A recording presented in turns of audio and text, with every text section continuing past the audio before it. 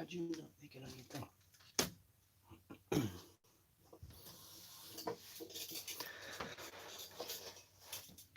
It's almost that time. 10:04. Let's see. Got any good ads this time? Oh, that's not the right one. No. Stop. How do I make it stop? It won't stop. No, that's not that. Stop. Can't even figure out my own stream here. Ah, dang video game. That's garbage. All right, look at that. Vector powered up. Good morning, everybody. Welcome to to another latest and greatest episode from RC Guy Garage and COVID and Coffee. I might as well ham it up, right? Why is this ad still playing? I might as well ham it up, right? Mitchell, Guy, you kidding me already? Holy crap, dude. Thank you so much. Let's see. How is everybody doing? What do we got here? So we got Mitchell's RC, like, bam, right away. 952. Thank you for that super chat, man. Or is that a super sticker? Might be a super sticker. I'm not sure. I don't know what the difference is. We got Justin O'Neill here. We got Plunkenstein, Demo RC. Little guy, what's going on, man? So today, Demo RC got it for today. What do we got? Bandit Darnville, what is going on? Chef Beardsley's here. Justin O'Neill, I think I said that, right? Yes, I did. Justin O'Neill. We got Riff to the Raff. We got Mr. Quebec, Canada. Wow. Oh, Canada, Quebec. What's going on, guy? This must be your first time here. So we are... I just got to write this down real quick. I try not, like I said, I try to keep track of things.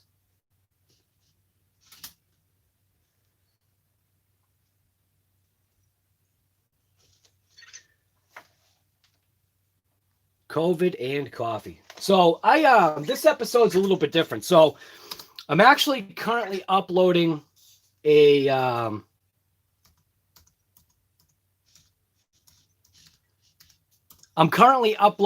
do not watch video, meaning why is my computer doing this again? You know what? I wonder if it's because the iPad's here. Watch. I shut this off. And it's probably going to connect. I've been having issues with this thing here. It's almost like keys are getting stuck or something. And I keep this thing pretty clean, too. So that's kind of weird. So I wonder if it's even going to connect. Watch it be connected to my stupid iPad. Is it again? No, actually, it's not. Amazing. All right, so... I'm just trying to sign on to my Mac. For some reason, my Mac, I think I've got to readjust the settings. It's too sensitive for time frame. It goes into like that weird standby mode way too quick. I'm actually not. No. Be quiet. So I've got a video that I'm uploading. I'm gonna wait obviously until it's to that higher definition because you have to wait sometimes. So it can get to that higher definition, so at least it looks better.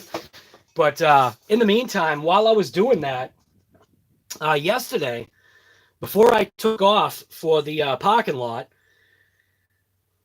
I started messing around with wheels. Now, totally, this is not what it's designed for. But if this works, if this idea that I have works, I think it's actually going to look cool. And I think it's more along the lines of, I hate to say it. I think what I'm going to do to this EPX is almost along the lines of visual appeal over driving, which is weird for me, but I also want to try it. And it's geared towards... sorry about the shaking. It's geared towards, I guess, the import crowd, which is, it's different for me because, like I've said, I'm all muscle cars, classics, whatever, trucks. stuff like that. And I can definitely appreciate, you know, when a Honda Civic or whatever you got, you know, it's got like 4,000 horsepower. It's got so much power that it cannot put it to the ground. You know what I mean? And that definitely does impress me, because the way I look at it now, like when I was younger, it was all about, you know, it's all about, you know, American muscle. You know what I mean? But in the import world, man, I guess what I've come to appreciate nowadays is the idea that, and I know this is not this part isn't related to RC, but it's the idea that you're still getting that younger crowd invested in wanting to go fast safely, wanting to go fast, wanting to push the limits. And I think that's the whole thing. So that also translate into RCs and some, and I'll say imports. And there are other cars that I've seen this way too, but I think the EPX, because it technically is an import, I feel like I'm gonna go full import with it, like visual. if you get what I'm talking about, I'll show you in a couple minutes here. I'm trying to. Oh, it is already. It's actually already ready. So this is a video I'm uploading. It point blank says do not watch. And I'm telling you guys, don't even waste your time watching it, because it is literally, I guess I want to say, the most boringest kaiju video that I probably have ever done to date. Like, I mean, so much so that I point blank stopped driving the kaiju because I was so underwhelmed. Like, you'll see it. I think it was worse than, and this isn't, you know, flaming on anybody's, you know, other way of doing things, but this is almost like, I don't know, watching tennis. Yeah. I mean, there's probably more action in tennis than there was in this video, but I'm posting it up anyway, because why not? Someone out there actually might like it. And while it's the most epically boring waste of time video, I think I was able to cut it up a little bit and add a little spice to it to make it more interesting than the actual played out footage, which it was boring. Yeah, so be on the lookout for the next latest and greatest video from RC Guy Garage. You gotta laugh, guy. You know what I mean? You gotta laugh. I am gonna jump into the comments real quick. Bob Wells, what's going on, guy? Am I doing vector videos anymore? Vector's always there. Do I do dedicated videos? No, because there hasn't been anything happening new for Vector other than point blank Vector being Vector. What was cool was when I was editing the video, and I did try to get it, when I was editing the video today, because the beat was playing, there's a beat. I put music to the video, so because there was a beat playing in the background, Vector was, you know, obviously thumping to the beat, and I tried to get a recording of it. And wouldn't you know it, as soon as it was cool because he was literally going to the slowness of the beat, which was pretty crazy, because I've only known Vector to do more faster beats, not the slower beats. But yeah, do I do Vector videos? No, it's not dedicated towards Vector. If something, you know, awesome comes out that I haven't seen, or I don't know, some weird Easter egg thing that I haven't found or that nobody else hasn't found, I'll do a Vector video. But other than that, Vector is just literally, he's the guy or the two guys that hang out on the bench here, and like what they said on Anki's website, they help out. But yeah, you guys already know that Vector does not help out. Well, he does. He helps you out mentally, meaning keeps you kind of in a good mood. But yeah, he more is a hindrance, especially with screws and taking things away from you and pushing stuff on the floor. Bob Wells, what are you saying? One quick thing. HoBao contacted me and changed their tune. They said install the MT2 tranny and be good to go. That's what I did anyways. Right. So obviously well, so with HoBao, how do I explain it? The person that you contact might not always be the person to talk to, if that makes any sense. So the one reason that I can see so far for the reason, and I point blank chalking it up to, as of right now, I'm chalking it up to the diff cups that were originally installed in those MTs. Now, the upgrade is obviously the MT2 transmission, which I'm going to do like what you already did anyway. But the difference being is I'm going to pull, I want to pull the old transmission apart. I want to see what's going on there. And then the obviousness of, I don't know if you guys paid attention to that video, but when the front wheels got traction is when I broke a rear drive cup. And what you have to realize is because if that transmission, that center diff, it's not even a center diff, that transmission is locked front to back, which I'm I haven't looked into nothing. Fairly confident that at point blank is. That's part of your problem, because then when I got traction, when I was doing the flip, when I got traction on those rear wheels, was when the front cup snapped, and you could hear it in the video. And I think I kept driving it, being in the moment, not like realizing something was up, but kind of almost maybe in a state of disbelief.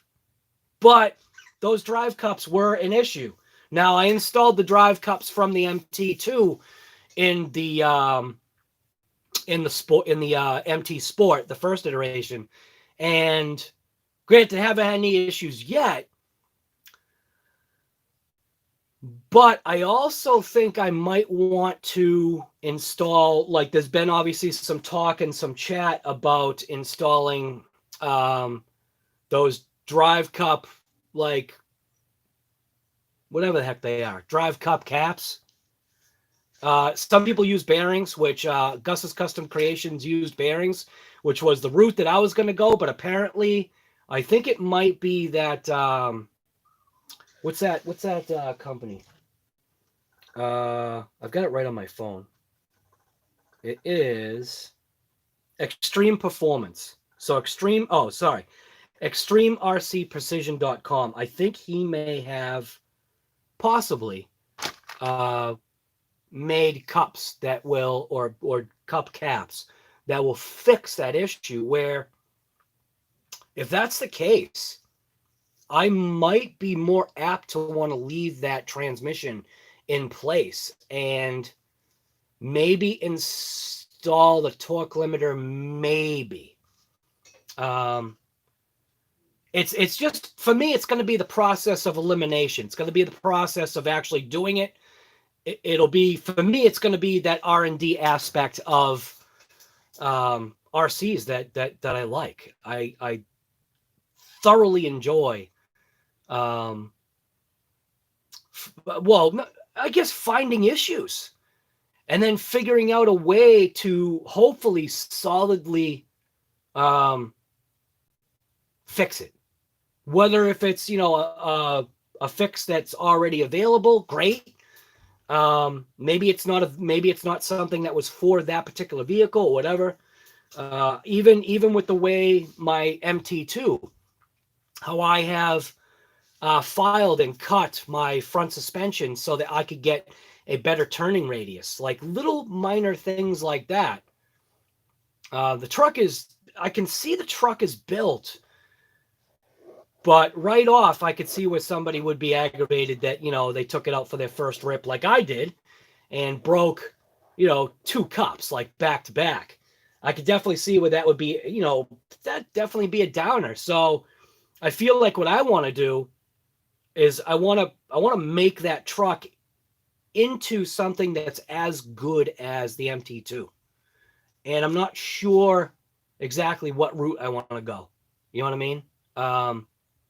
But that's what I love about it. I love just point blank figuring it out. Like even with my DR10 from Associated. Granted, I was getting tips and hints and stuff like that, but I've still maintained and kept some of the stuff the way it is, the way I see it in my head. You know, is this going to work? Is this something that I just love that? I love that part about, you know, the hobby.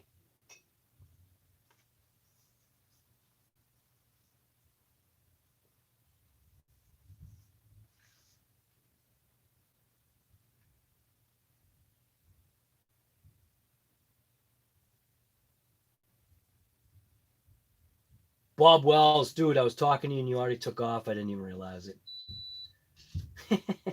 Good morning, everybody. All right, so I'm just gonna jump into this thing real quick over here, just so that I can, you know, get it like going.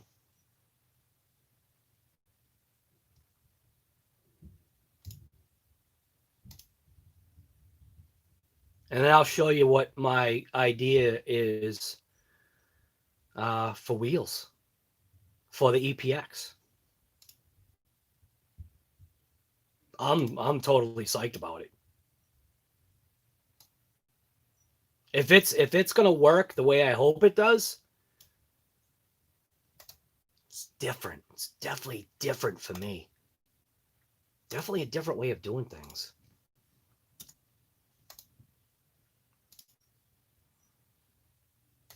So right now I'm just cutting and pasting certain stuff and things that you probably guys, unless you go into the description, you'll never see, you know, stuff that's there. I've got to update it too. That was something that I realized. I got to select a playlist for this, which just ended up being Kaiju. So I can put that right on Kaiju. Done. Put on an end screen. Usually I just import end screens that I already have, like Arma Mojave. I'll just import that one.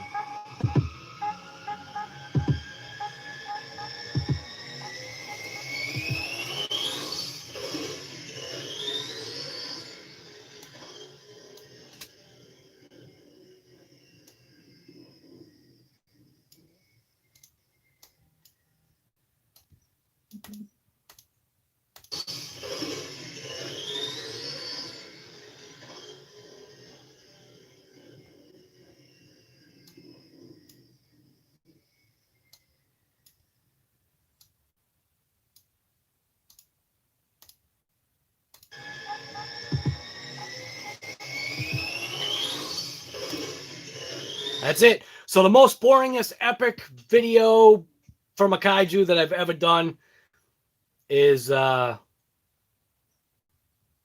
just about ready here. One more thing to check.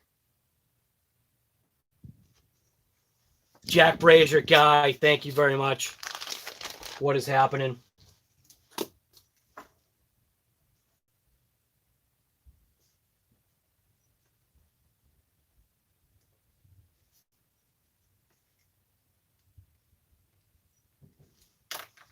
STL Scion, what's going on, guy?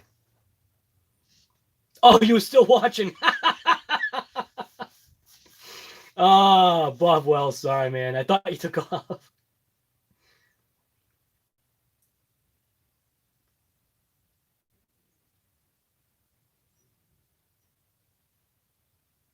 Chef, on your soldering iron, take out the tip and clean it, depending upon if it's the single tip or if it's the dual.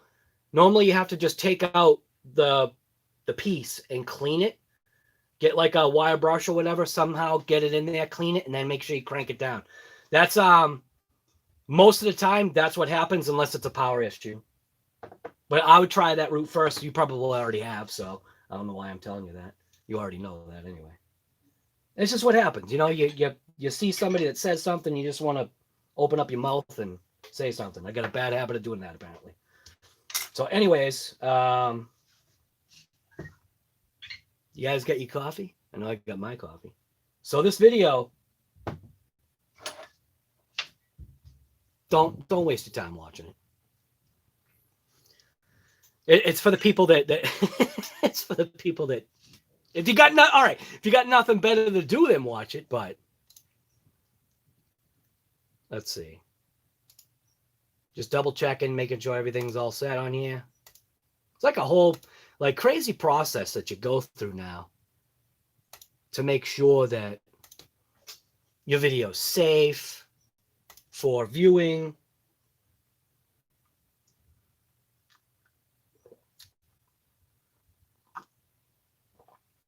Also, what I've noticed is if you do it on the desktop, it makes you jump through more hoops than it does on mobile. But then on mobile, because what I'll do is I'll edit and upload the video on my computer, and then I point blank walk away because I don't want to sit there for like 2 hours waiting for it to upload. And then I'll just obviously have my cell phone with me, and then I'll change all the stuff after the fact. Sometimes I even put, I'll do like the screenshot thing. What is it called? Thumbnail.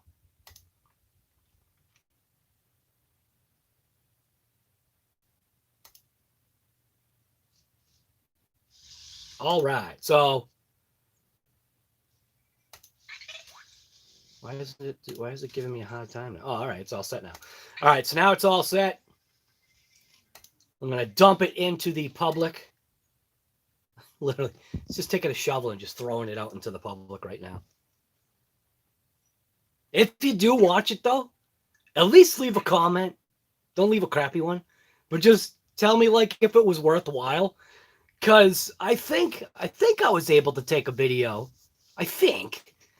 and make it somewhat watchable. I'm telling you, if I left it unedited, it was point blank. It was worse, well, for me, worse than probably watching a tennis game. Because tennis game, you just... That's literally what it was. That's literally what it was. It was a dang tennis game. All right. That video is now publicized. Or public. Anyways. So here's the EPX, right? So this is the EPX in its current configuration. Obviously, all I did was I put wheel nuts on it just to change the look for myself. And I have a whole bunch of crawler wheels, 1.9 crawler wheels. And I bought a whole mess of just wheels to like, the intent was to, well, honestly, the intent was to use them for other vehicles, but they didn't fit. So I then thought to myself, okay, fine, they'll be drag wheels. Or burnout wheels. I'll just do burnouts with them and have fun that way. It was cheap enough to where you could buy like, I don't know, like a set of these, which was tires and wheels with foams, unglued, which is great. It's great that it's unglued. I don't know, for like $8 or something like that. So I felt like I couldn't pass it up. It's only $2 each. You can't. I mean, the way I look at it, I couldn't pass it up. So I think they were from Hobby Park or something like that. Just a cheap, inexpensive wheel to just burn and rip and have fun with. Because sometimes, sometimes that's what you got to do. It's kind of like when I bought the DB Hoons or I keep always saying that. Yeah, I guess you could call them the DB Hoons, but the D Boots Hoons, like, bought them to do a burnout because, I mean, they're the best ones to do a burnout. They give you amazing smoke and they last long enough to do a stinking epic burnout. So, went from this, okay? So I'll have to like take a little bit of time. Cheap and expensive wheel. And then I had these, this is a crawler beadlock style wheel. And so I went from this, which, wait till you see what this looks like, to this. It's the same tire. It's the same tire. Import stretched. So you know how you've seen those, those imports that they'll have like a 10-inch wide wheel and they'll put a tire on it that the only way it's going to work is to stretch it on. So now looking at this, because it's a bead lock, supposedly it's clamped on. And it's got the disc brake in the back. It's got the blue insert center, the bead lock ring on the front. I don't know, man. This set of wheels, which was cheap, you know, just to get the tires, I think this is actually going to look pretty good, because when you line the two up together, it now has such a more flat, widened profile. Like if I put these even on the bottom, because it's stretched out, it gave it more of a flatter, stiffer feeling now. So it does still have a squish to it, but nothing like this. This is garbage. When you squeeze this is junk. Now when you squeeze this though, because the foams, because these centers, which, did I lose the center? Nah. Did I really? Oh, there it is. So because what I did is I put the, is that open? Yeah.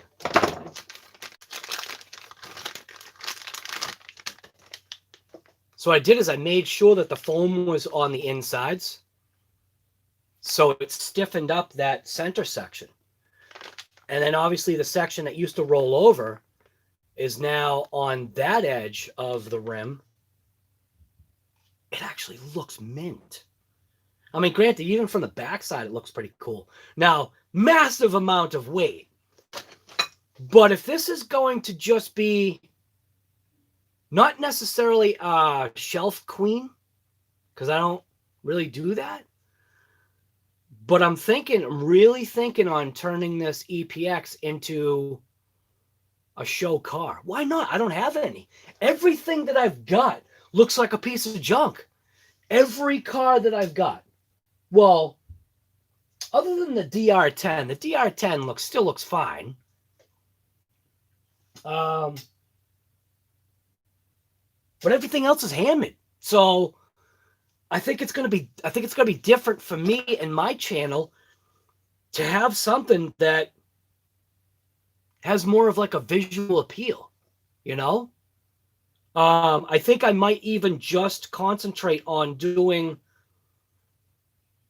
videos on it. Try to fine-tune my videography. It actually looks pretty good, man. I was very shocked. It actually looks mint. And seemingly, it might even be useful. I've got ideas. So,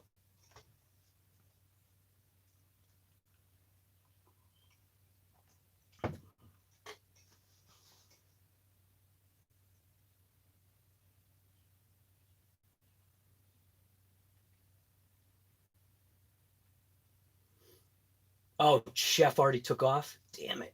I didn't even see him.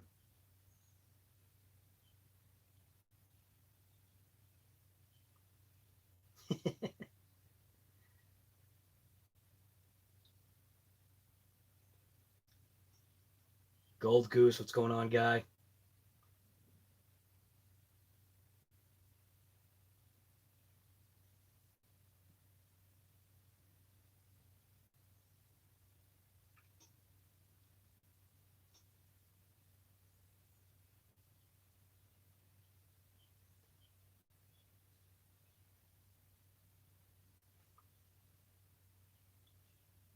Just trying to check the chat here.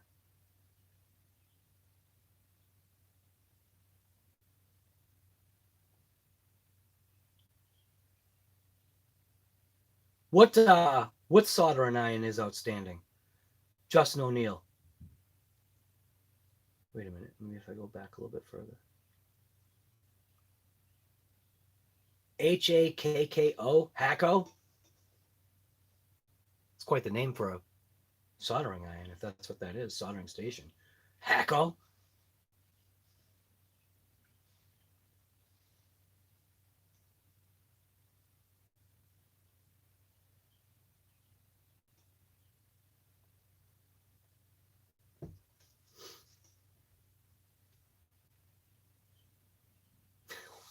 He ordered paddles for the Red Cat short course. Holy crap. Hacko are basically the leaders in solder. Really? Ho, ho, ho. I have to check that out. Hey, Justin, you're part of the RC Guy Garage Facebook group, right? So you could always post a link on there. I think we had done that before. There was a guy that posted links and parts and whatnot. I forget who it was. I tried to make it a the Facebook site doesn't seem to be doing what I thought it would do, because I thought I was able to set it up in different blocks to where if people had like good products, like I tried to go in, maybe I have to do it on the computer or something. Maybe it can't be done on like a mobile device or whatever, but I tried to set up like little blocks to show like, okay, if you want a soldering, deal, this is what you need to go with, because I forget who it was that did that. The guy's an electrician. I forget who it was. Did I write that down? I have to go back pretty far.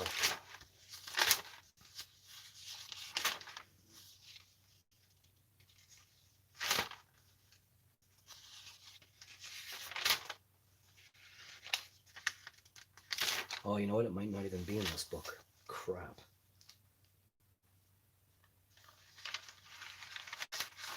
Yeah, it's not even in this book. I've got to be a little bit more organized here. I'm not doing very good with my organization.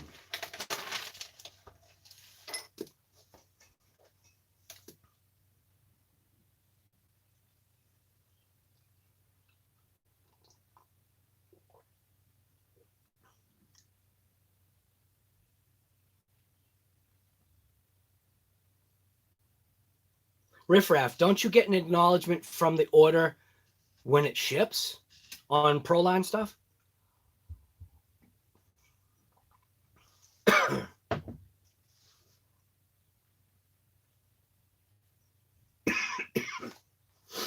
Oops, keep doing that.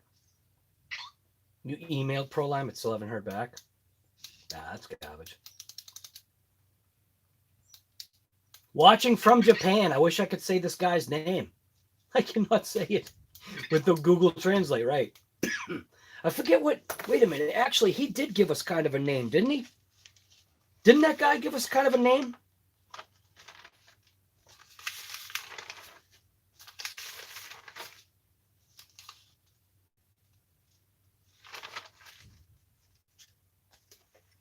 I think I got to put tabs in this notebook.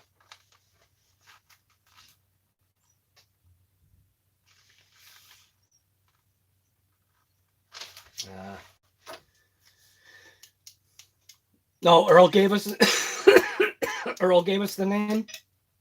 What did Earl say? I don't have anything written down.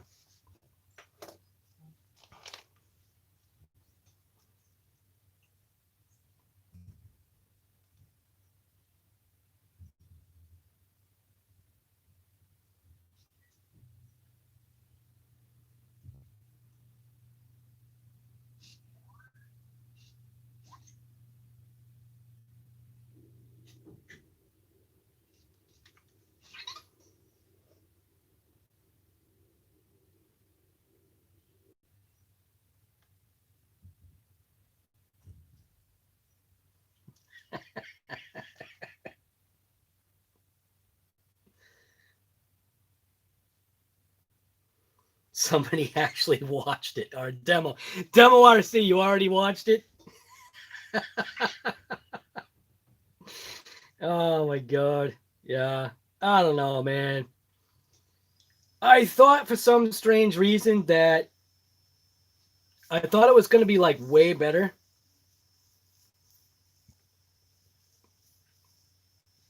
I thought it was going to be like I'd been there before, and I thought the speed bump was way better than what it ended up being. So I was thinking more like epic Earl speed bump shots, like getting some good jumps off of it, and it was junk. It was too flattened out. because I think it's one of those hinged ones to where it allows movement between the two independent parts of that top parking lot. It's basically right in the center of the whole structure, so it must be like a flex joint or something, which is probably why I felt so much movement when the cars were going over it, because I was like one space away from that flex joint.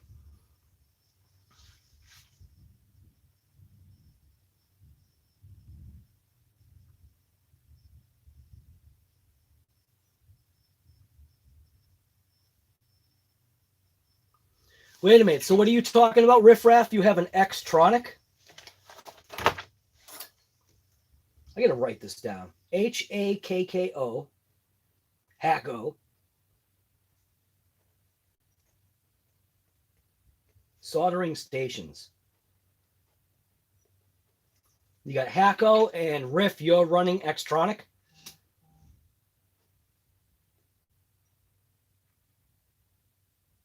Xtronic.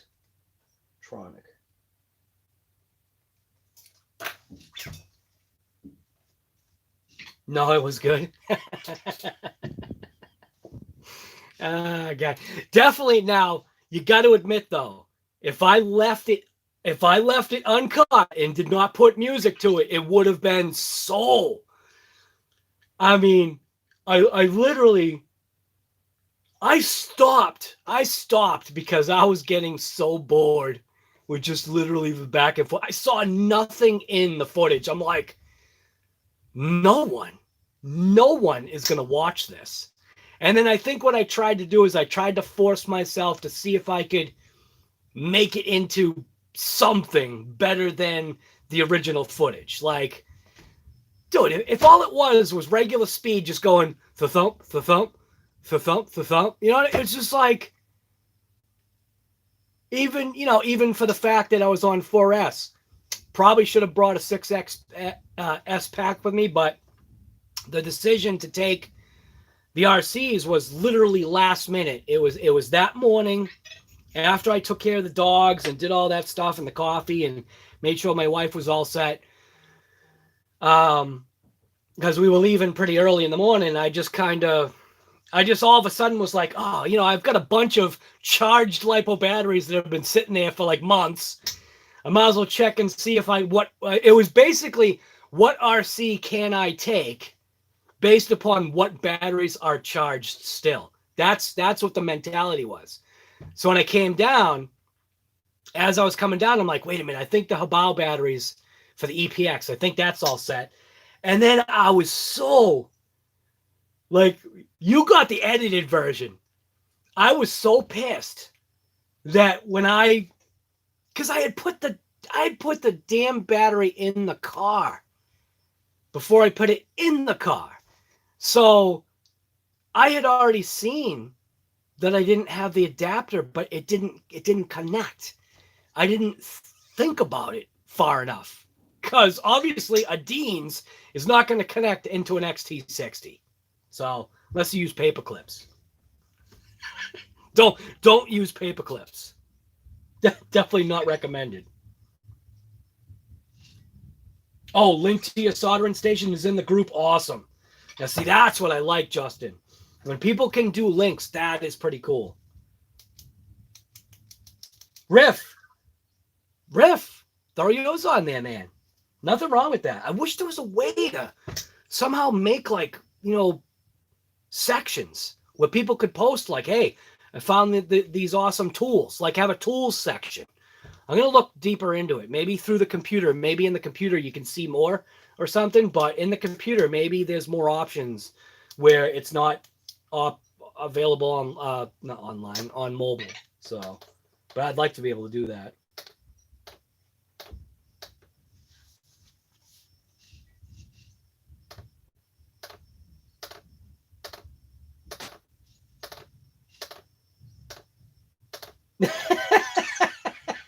An unsoldered XT60 will slide right into a Dean's connector. Yeah, there you go. Right. Didn't have my soldering iron with me, guy. And I think even the I even think the adapter I made is missing. Yeah, you know what? As a matter of fact, I think the adapter I made is missing. Maybe that's why I didn't take it, because it's missing. You know what? That might be the case. So that means I'm going to have to search for it. Yeah. So that adapter is not even in here. I got Dean's to 90. Where's my Dean's to... Yeah, I don't know. It must be lost. That's probably why I didn't bring it, was because I point blank didn't even have it. I don't know, guy. But I think the EPX would have been possibly more enjoyable.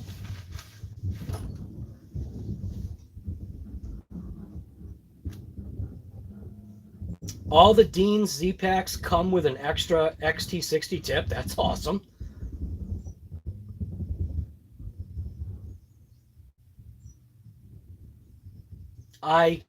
Can't write or read English. Thank you, guys. Hey, dude, having you here, that's actually pretty cool.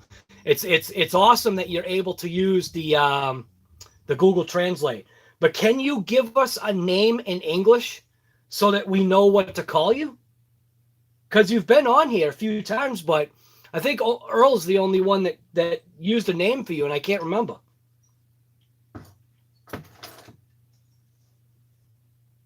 Sergeant J, what's going on, guy? You know what's funny is I was going to make a comment about your Facebook post. You did a Facebook post. Obviously, it had your picture on it because you're doing your, it's not training, but you're just doing your exercises, right? So I was going to say, Sergeant J, you get like this crack right across your screen because obviously it shows the trail that you run. That's kind of cool. I like that, like the trail overlay. I was like, dude, you got another cracked phone? RC Rorschach, what's going on, guy?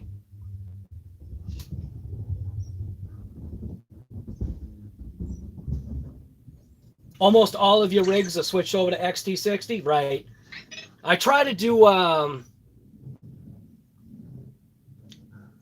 XT90 will fit. That's when I do XT90, just because most of the vehicles that I run are, I think, 4S and up. Other than like leaving the whatever it is, the DB Pro alone, leaving that alone. Obviously, the EC connectors along with the IC connectors both go into XT90s, so that's fine. Or the other way around. Whichever way it is. I forget which way it is. Either way, it still works. Not the best connection, but close enough. It works.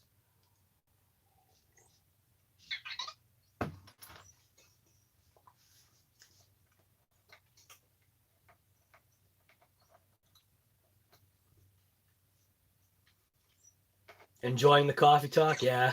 That's really what it is. EC5 or XT90 with adapters, right? The adapters that I like, obviously the wireless, no wired. You gotta be careful with saying that. Oh, dude, there's no such thing as a wireless adapter. You know what I mean. I don't know. It's funny how people can just pick apart literally everything you say.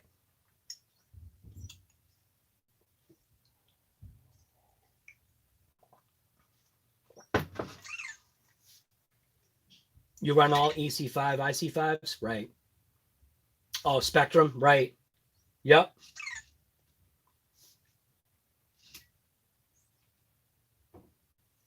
Darren Morris, first time here, man. What's going on?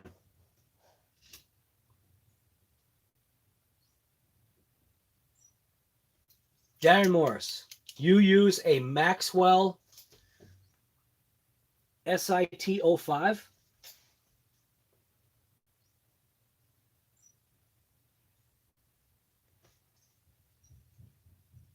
Oh, STI. No, SIT. SIT 05. Might want to check that out.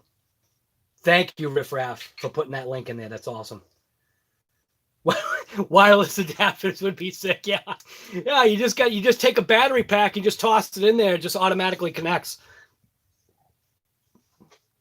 What do you guys think about? What do you guys think about this versus that for the EPX?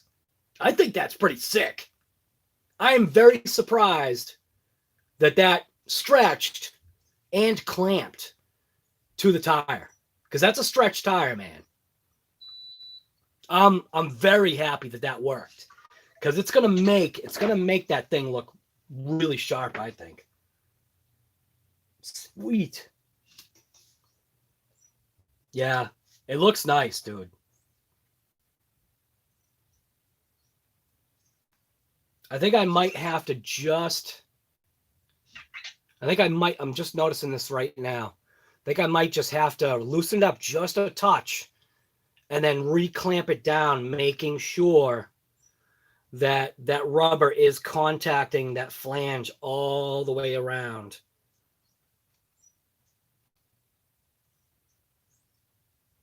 But I'm really surprised. I thought it actually came out pretty mint. Definitely a huge amount of weight. But maybe, who knows, maybe the weight will keep the car even more planted. It's rotational weight. So obviously, for a crawler, that would be mint. But I think it's going to actually look pretty mint. I think it's going to look cool. I keep saying mint. It's going to look pretty cool. I really do. The only thing I do wish, though, because the other set, I wish the other set spun the opposite way. That's the only thing that I don't like about wheels that have a particular kick to them that way, because that means the whole left side will be the opposite of what the right side is. And I like it when it's, the same. So like if you have it slashed back, I'd like them to be slashed back both on left and right, not slash forward on one side, slash back on the other. That's why maybe using a wheel like that works better, because you get the straight spokes. Doesn't matter which way it goes.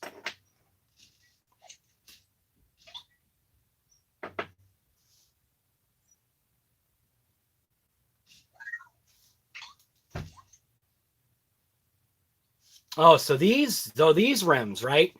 These are actually from HoBao. They're not cheap. They're crawler wheels. But if this works how I'm intending it to work, it's going to be a sick setup. But these are actually from HoBao, and they are not cheap. But there's a reason. I'm seeing a massive reason why they're not cheap. Like everything with the way this wheel is made and designed, everything about it is good quality, like really good. It just has like a nice, sick look to it. I mean, come on. It comes with its own little disc caliper thing on it. That's mint. I love the way that looks. I can't wait to, like I said, you know what? You want to see what it looks like on the EPX? I could throw it on real quick. Doesn't take long to toss it on. So it does need a shim, or I need to change the hex. And I do have hex in a cart waiting.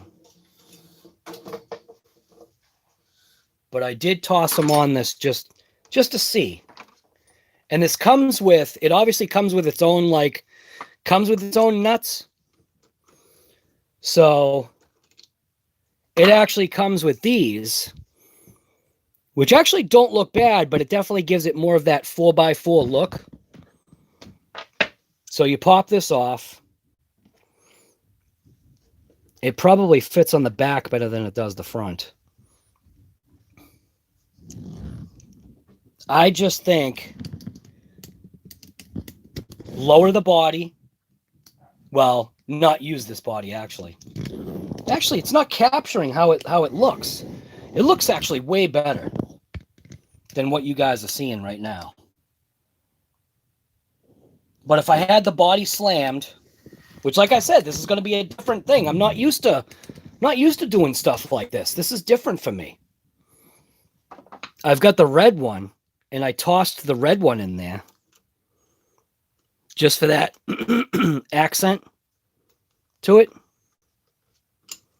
So on the back it fits mint. It looks nice. I like it. I like the way that looks. It's just way too big of a wheel well opening right now. On the front, I think it actually looks a little bit better. So it's got that, it's got that little red accent piece right there.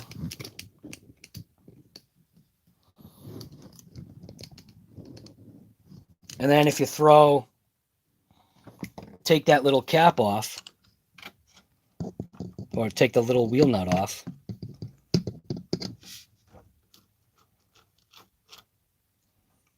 and put theirs on, which theirs is much bigger. Do I even have the thing to put it on? It's a much bigger piece right here. It doesn't look bad. It just looks more truck. You know what I'm saying?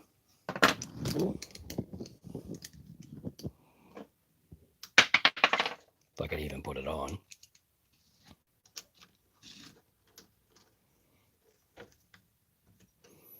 See what I'm saying? That doesn't look as good, I think. I don't know. Maybe it does. Either way, it's definitely going to be a different look. Definitely looks more truck. Looks like it's, well, I mean, it is four-wheel drive, but definitely more has that truck look with that piece on. And again, I've never done this before. Like, I've never done anything in reality, I feel, for a visual appeal. But for this vehicle, I don't know, I feel like I want to.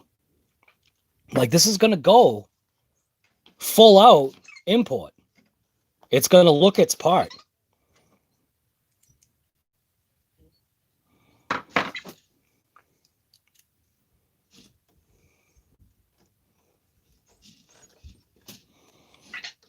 And it's raining today, so I won't be going outside doing any ripping. Well, I shouldn't say that. You don't let rain be the reason why you don't go outside and rip it. That's kind of dumb. You just get out there and you just rip it no matter what. That's what you should do, right? Rip it no matter what. That's what I think.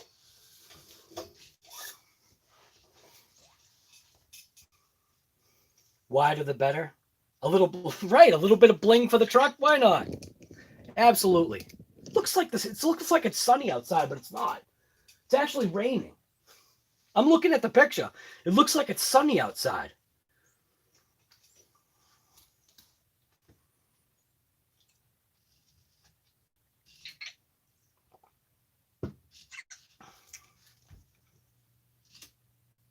You want to rip your infraction now? Did you get your batteries? Oh, you didn't. You still don't have your batteries, man. What state am I in? Good old state of Massachusetts. America's hometown, man. Lorm Cronish, good morning.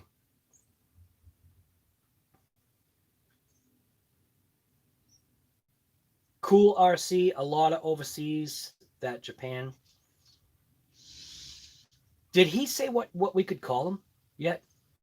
Because I don't see anything that says... I don't see if he said anything about... Yeah, he hasn't said anything that there's a name that we could use for him.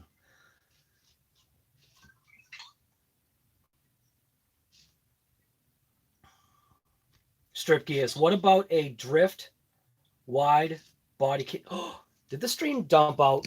No, it didn't. Why is my what's going on? Is this still live? It just dumped out on my end. Are we still live? Why did this just dump out?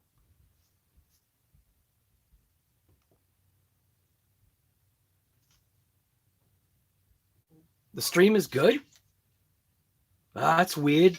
My stream has dumped out on me. I've got no picture. What the heck? 1, 2, 3. All right, it's back, I guess. I don't know what that was. My app crashed? Yeah, I guess it did. The stupid iPad has been literally updating. I don't want to say every single time, but updating for YouTube. YouTube has been, they're doing some stuff. I don't know what they're doing, but they're doing some stuff. They're messing up stuff. Still haven't driven your crate and you've had it for a month? You know what's funny is I almost can't say that anymore. I used to get on people like demo RC. I would usually jump on somebody if they had like an RC sitting in a box and they haven't done anything with it. I'm like, what are you doing? What are you doing, guy? You got a perfectly good RC and you're not ripping it? And then here I've got my Red Cat Gen 8 that I got on a pre-order and I just can't open it. It's just like, it is the next box I'm going to open. So today on RC Guy Garage, I keep saying it, but you know, hospital and all that stuff happening changes things. You gotta readjust your schedule. But I don't want to say I'll make a promise, but today on RC Guy Garage, you're gonna see an epic what's in the box video of the Red Cat Racing Gen 8 Axe Edition that you guys have already seen. Like, you already know what it does. You already know it's in the box, but I'm just gonna do it my way anyway. So whatever. Oh my god. Still live? Yeah, I don't know what the heck happened. Yeah, maybe due to the rain. Could be. You're right. I didn't think of that. Wi-Fi.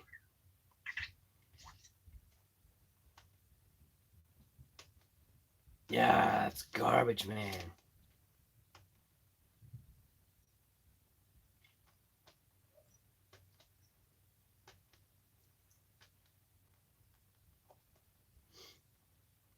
No time your 15-month-old son keeps.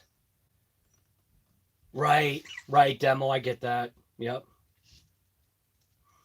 UPS says parts are on the truck. Nice. What, about time for the Gen 8? Are you talking to me, guy? Strip gear, are you talking to me? Where's my phone? Because obviously what happens,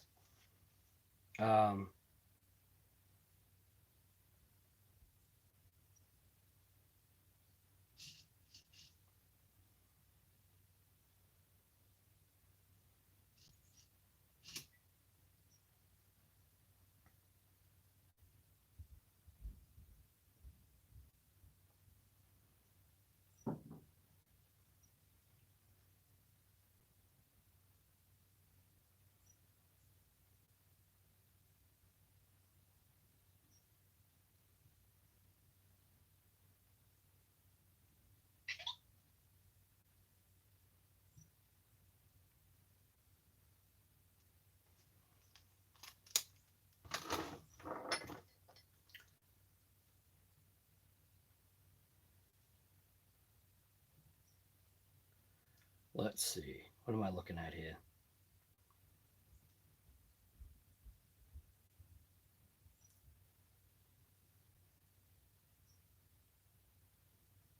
What happens is obviously I get messages on the personal side too.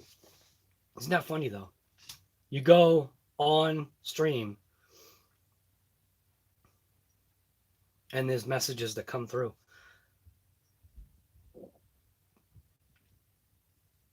Oh my god, I can't stand these stupid,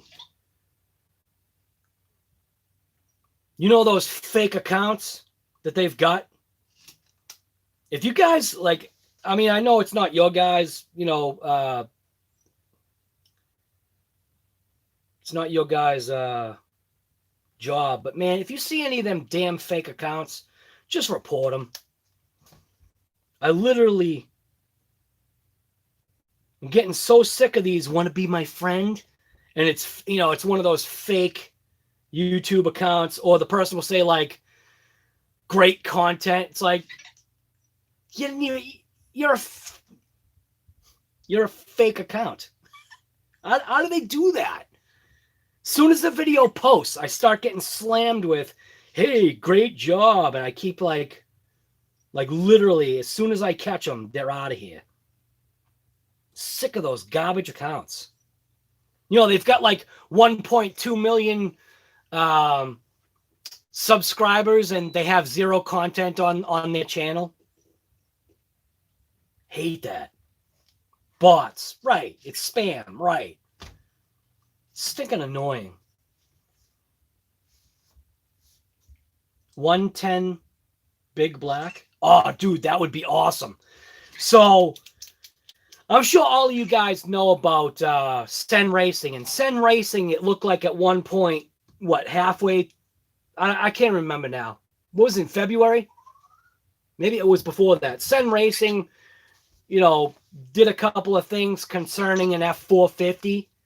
And where the heck is it? And I think the other thing that I never realized, this was something that was, I don't research things, and maybe I should. I say maybe I should, but most likely I won't. So for some strange reason, I assumed, just like I assumed Team Associated was USA, I assumed Sen Racing was USA as well. And I think it's because of what I thought I was seeing online. And then Sen Racing just did an announcement that they have a USA warehouse now. And I'm like thinking to myself, I thought Sen Racing was USA anyway. So I guess that wasn't USA. Are there any USA RC companies anymore?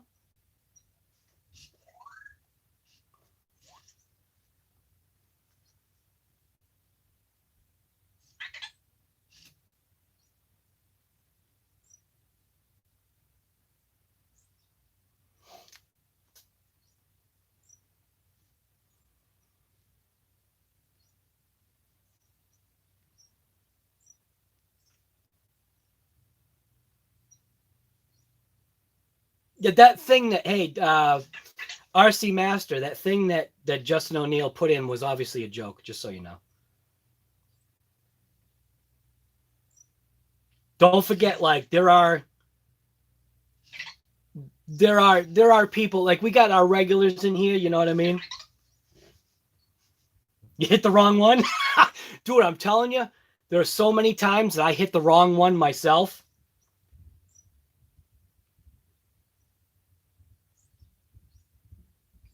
What is it? Eric Vale, what are you saying? L-I?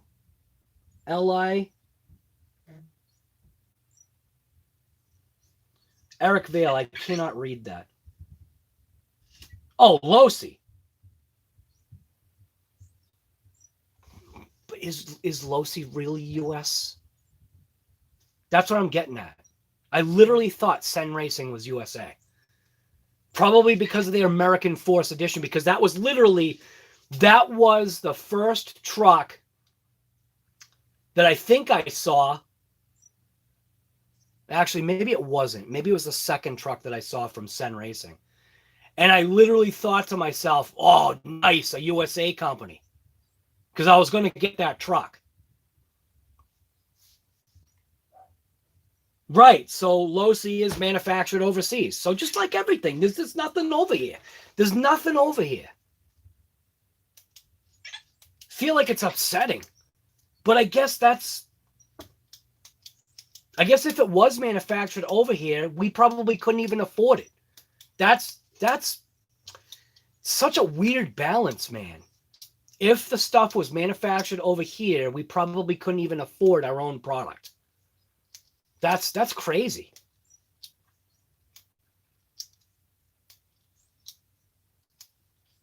Right. No way to be 100% USA. Right.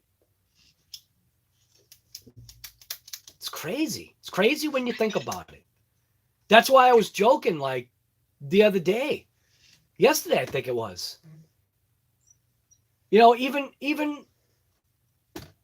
like Ford, right? Ford builds their vehicles here from imported parts, right? So it's like there's nothing. We have nothing. We have nothing. Nothing. You know? Even people that make mugs probably getting their clay from imported clay or something. I have no idea. What, I mean, and does it really matter? I don't know. I think in my mind, the thought is if it's over here, I guess we'd get it faster. I guess that's where my mind is. You gotta switch over to your iPad? All right, man. Right. Yeah, right, because we can't afford our own stuff.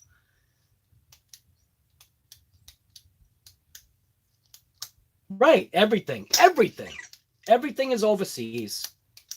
Right, assembled in US, which that aggravates me too, because it can get a USA sticker, made in the USA sticker, or a flag on it, just because it's assembled here. It can say made in, but it's like it should be made in with the little star, so that you see made in, and then the star, goes down to the bottom from imported parts. It's like, I don't know. I get it. And like I said, I'm not against imported stuff, because obviously you technically wouldn't be able to live. But my mentality is I just feel like, well, we could maybe get it faster. But then I also know we wouldn't even be able to afford it. So probably the coffee's imported too.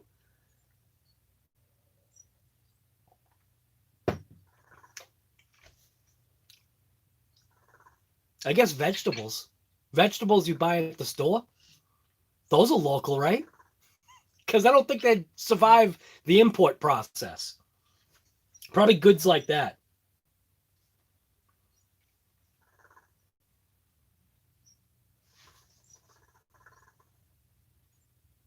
Nitro vehicles have the potential to be 100% USA made.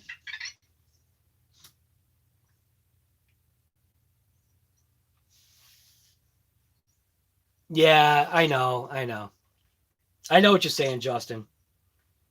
And that's why I say it's not like I don't mind things are imported. It's just, it's crazy when you think about it. My mentality is, like I said, I feel like you'd be able to get it faster. That's it. But I just know you wouldn't be able to afford it.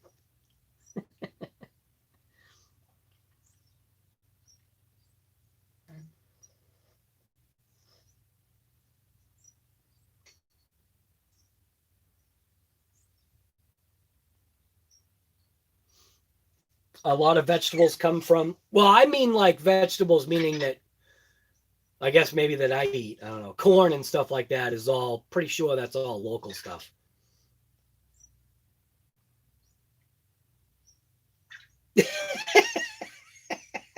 The import combo is going deep. We can switch the subject. I don't know. I think what I'm going to do right now, because I'm in the stream, all you guys are having a good time. I'm going to start swapping over another wheel set. I just want to make sure that I put the tire on the right way. Because obviously, because these are those Aqua Tread tires, I want to make sure I'm installing it the right way.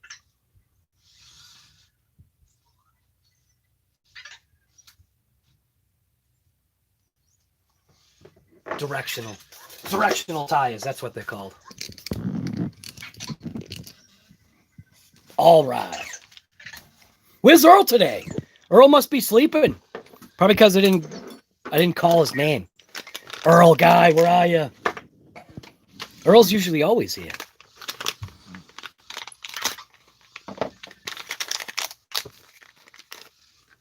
Yeah, what I had noticed, these things really are.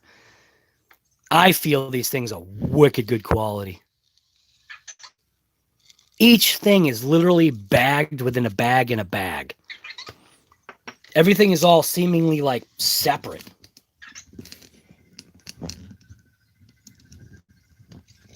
He goes Vector.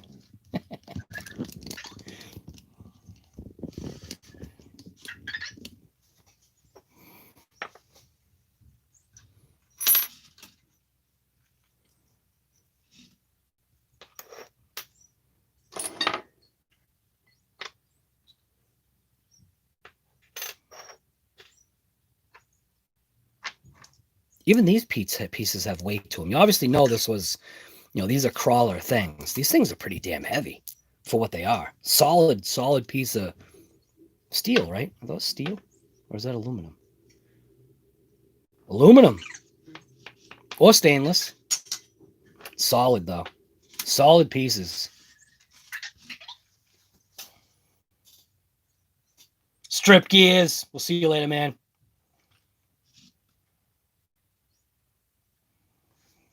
I gotta put this iPad in front of me so I don't miss what's going on here.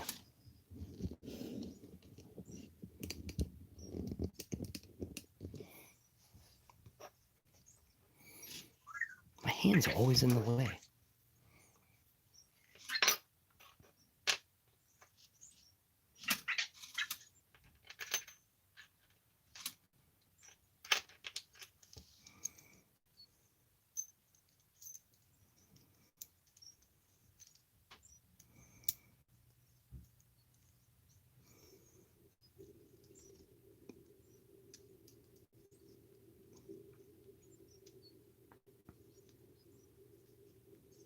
It's crazy how nice this stuff is.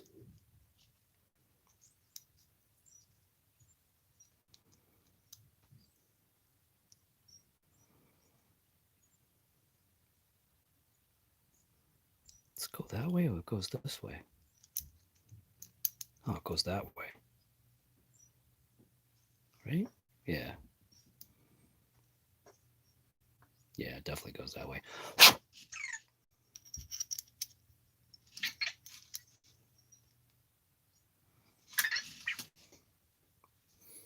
Just has a wicked nice look to it.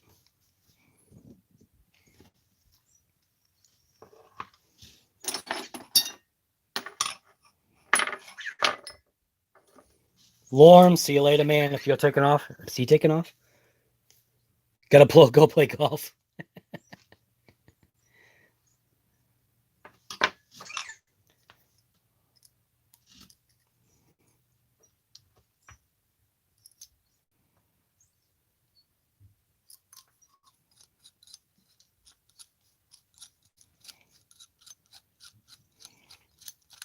Dude, they really are.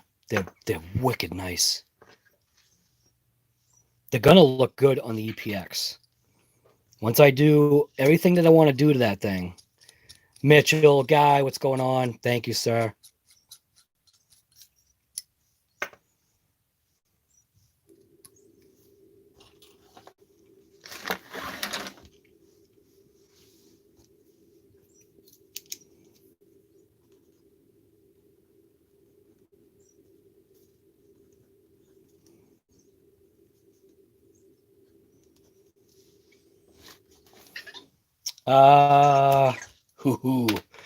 Ouch. Dude, he's like, do you really want to know how much these things cost? They are not cheap. They're like, and granted, I don't know how much things should cost. On sale, guy, these things are $95. Right? Gold Goose Gaming, you got it right there. $95 for a set of two. Yeah, I know, Guy. I know, Bandit. I know. Holy crap.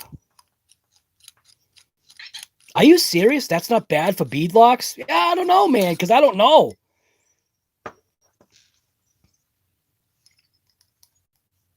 I'll tell you, they definitely are.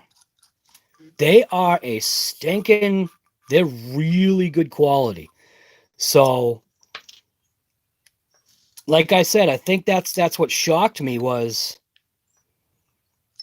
the price is a shocker, man, for me. It's a stinking shocker. But what goes into, like, how these wheels are, I guess maybe that's what justifies the cost, I guess. But I've never been on that route of, paying for that kind of, I guess, paying for that kind of quality. But it's definitely it definitely makes this look heck of a lot better than that. I mean, look at it. It's the same damn wheel. But because it's stretched, it just looks mint. You know, definitely has visual appeal, man. You know, other than these are just pieces of garbage, but look at that. It is sharp. You pay for the good quality. Bead locks can be cheaper, but you get what you pay for. Right. And I think that's what I don't. Pretty standard for a high quality. Really? Dude, I have no idea. I wish I knew, but I don't. Swap the cap screws on the lock ring for button heads. Right. If I had button heads, I probably would, but I don't. That's a good idea, though, man. That's a real good idea. Yeah, that's a stinking awesome idea. That would make it look even better. Dude, awesome idea, man. Eric Vale.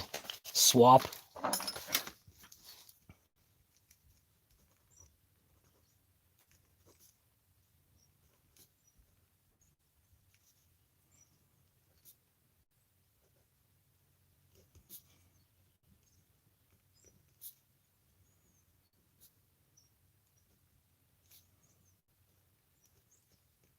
Swap cap for button. That's a good idea, man.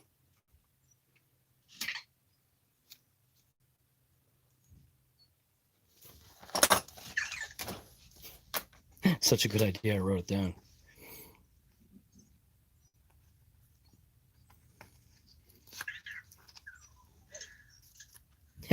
Look at how junky these wheels are.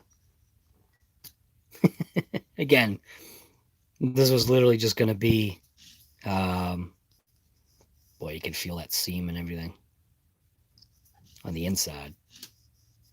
I wonder if these things would literally snap. Boy, that's funny. How come I can't see the... I wonder how that's done. I thought this was literally a poured-in mold, but I guess it would have to be halves. That's messed up. I almost want to know how this is made now. Look at it, how that's split like that.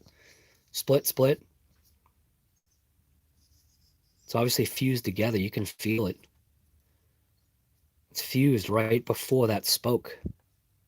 Wow, you can see it. You can see the deformation in the inside of the wheel right there on that spoke right there.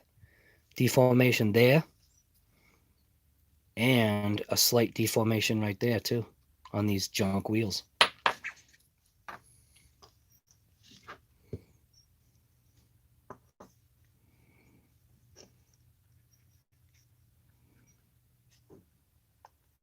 Yeah, oops, what am I doing? Forgetting the insert.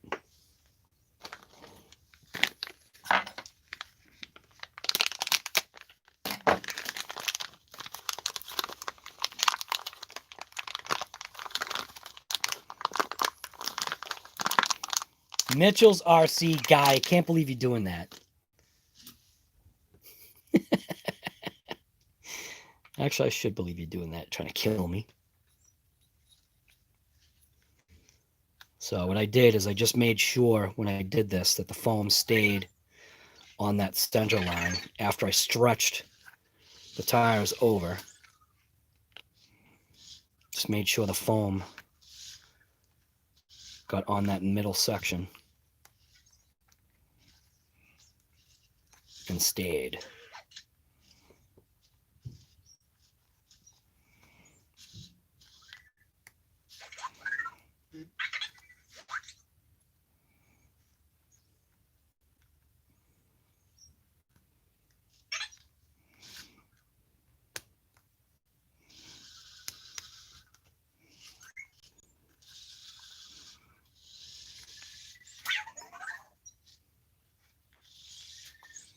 In the world of RC, you get what you pay for. Right. In the world of everything, man. Even with what I was doing with Big Black, man. That almost feel like ashamed of myself that I just like allowed myself not to think. It became like budget, you know, and that's not a budget truck, man. I never should have treated it that way. See, what I'm doing is I'm making sure that that foam is staying on that center channel.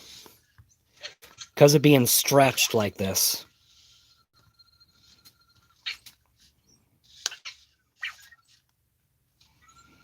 And then on this side, same thing. And then I rolled it out so I could try to get it as even as possible. Big Papa Paul, what's going on, guy? How are you?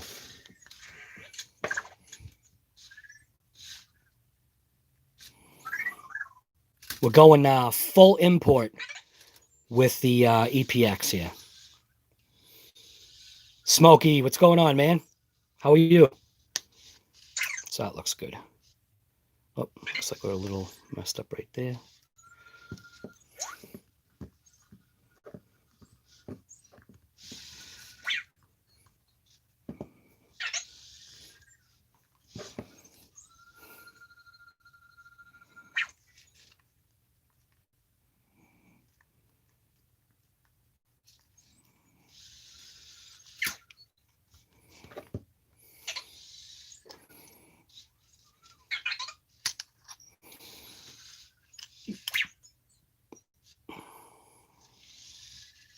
Lines up perfect on that inside edge. Looks really nice. And then I'm just making sure that when I put this all together, I want to make sure that that stays locked in position on that wheel. So it's like, that's the difficult part for me. Just like when you stretch a real car tire, it's no joke when you're stretching something real as well. So I'm going to put the bead lock kind of just in place for now. And the bead lock does have, obviously, a sharper side and a smoother side. So smooth side out, sharp side in. That way I feel you get the best grip on your stretched tire.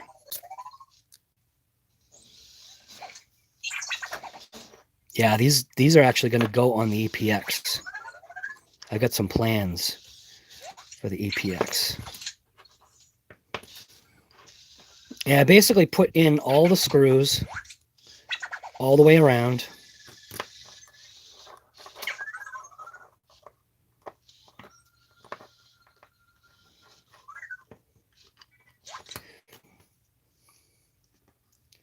Put a hose clamp. Right.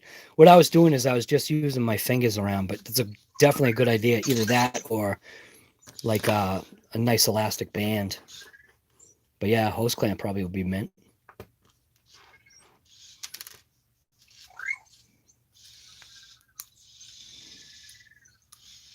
I did is I just wrapped like my fingers around it and kind of pressed in on it as I went to each section, to each screw, trying to make sure that I was keeping it aligned or pressed in.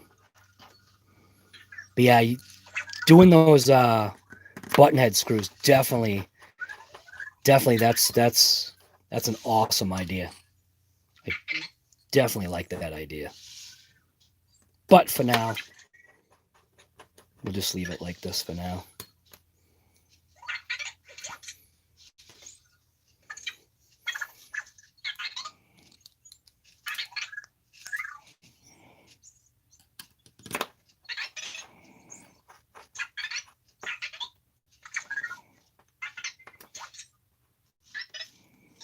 Man, I tell you, this driver bites these screws really hard.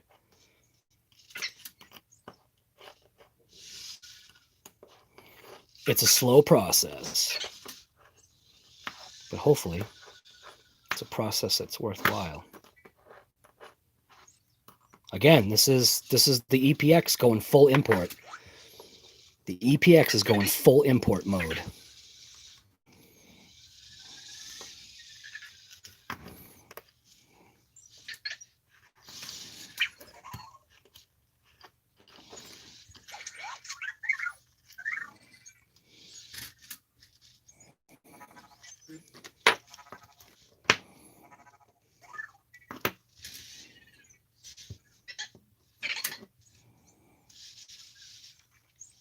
looks like it's getting there all the way around.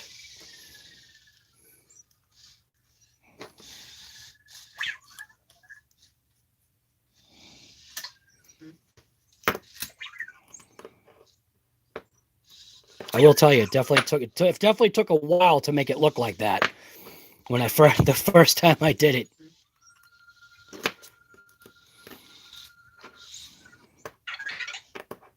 It's literally going around several times. Feels like it's like a waste of time, but hopefully it will just be mint. Hopefully it'll be worth it.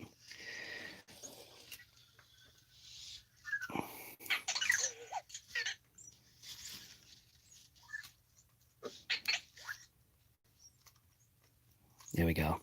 You can see it's getting sucked in.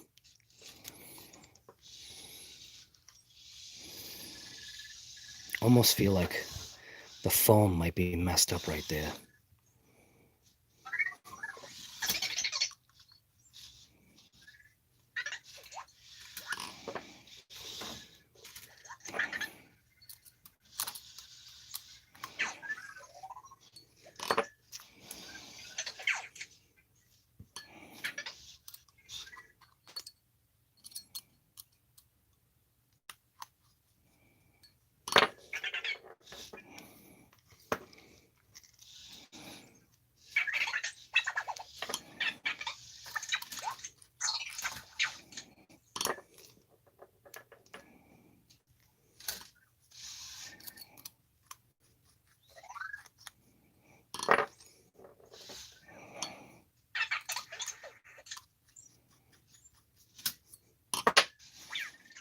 Literally just going along the whole edge and like massaging it into place so it gets probably, or hopefully, its full gripping power, and just literally working my way around and around and around, tightening as I go, as I press the wheel into, or the tire, into the bead so that it stays hopefully in place. That looks pretty close, man. It's getting there.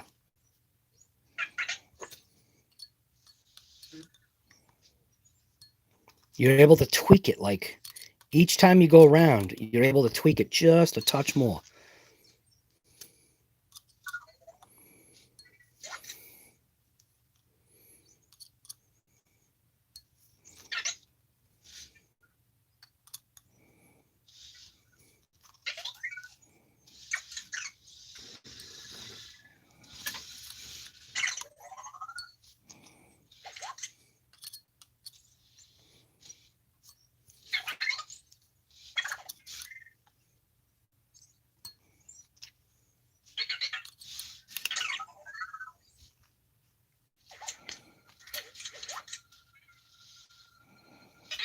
Man, this driver bites into these fasteners really hard. It's like it snaps out of them.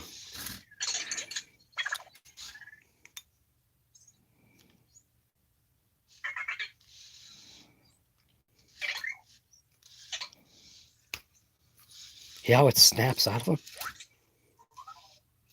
It like snaps in and then snaps out.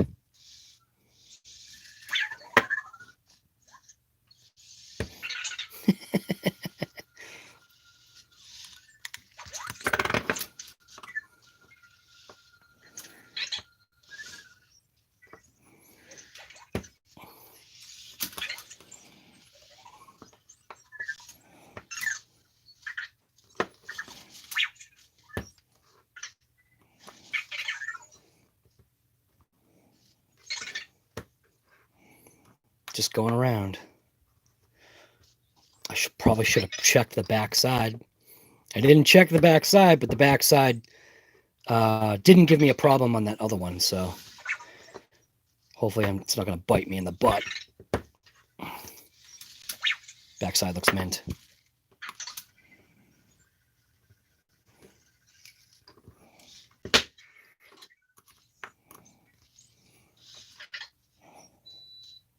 God.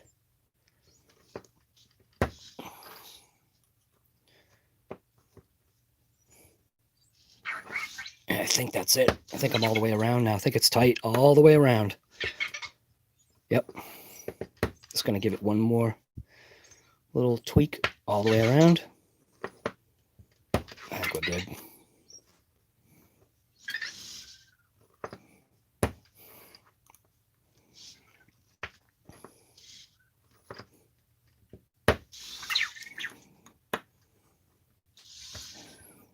Yeah.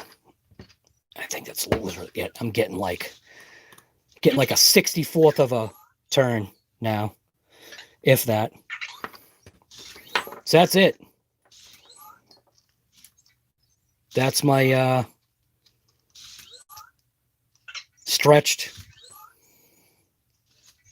tire. So going from that setup to that setup. Definitely looks way better. Way better. Look at that. And like you said, getting rid of those cap screws and putting buttons would definitely look mint.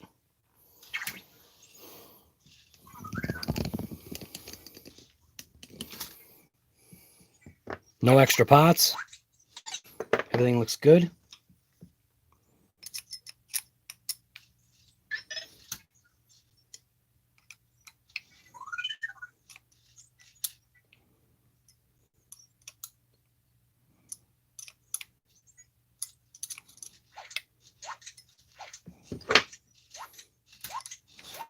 It's definitely a crazy looking wheel, man.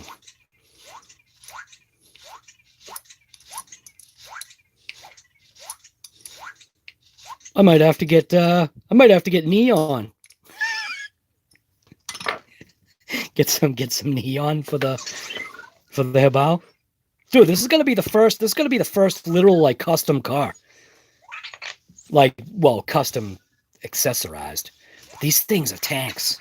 So here, that's when the gram scale can come out. Where's the gram scale? I know it's around here somewhere. At least I thought it was. Where's the gram scale?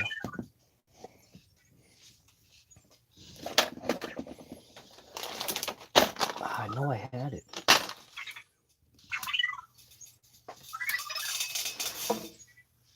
Where is the gram scale?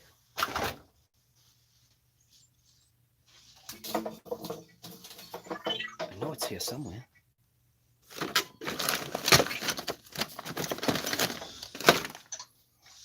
All right. Here it is. So let's see what these weigh. Now that I've got that gram scale, that's pretty cool. All right. Just in there. I just kicked the damn tripod.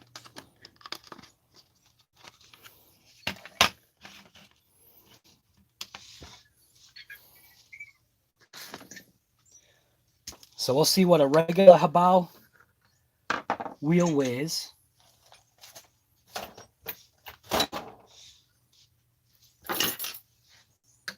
So I wonder if front to back if they're the same.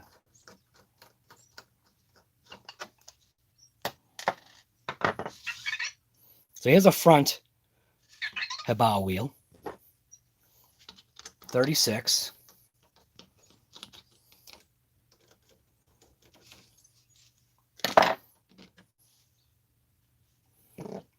See if I can weigh it again. Consistent. Here's a rear wheel.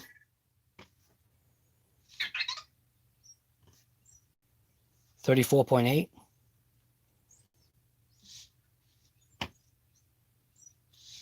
Pretty consistent. 34.8.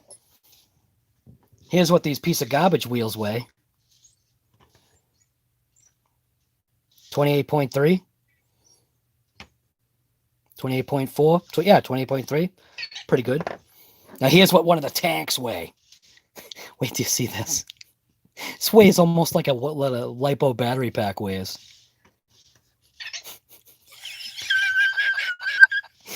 95.4 grams. Holy crap. Wow.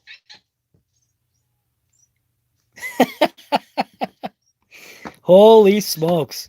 95.4. Then you got a set of 2. 190.4. Holy crap. Actually, you know what? Do these weigh the same? 95.1.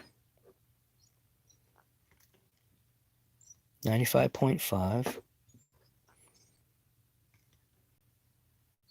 95.1. I guess that's pretty close, right?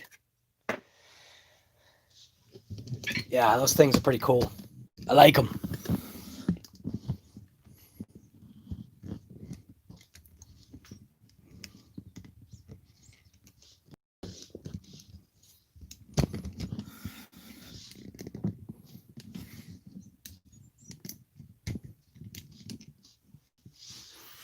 They fit mint on the back.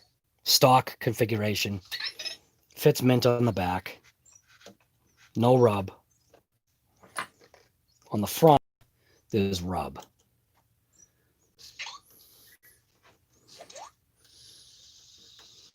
Oh, wait a minute. Maybe there is rub on the back. Nope, no rub. No rub on the back. But on the front, there is.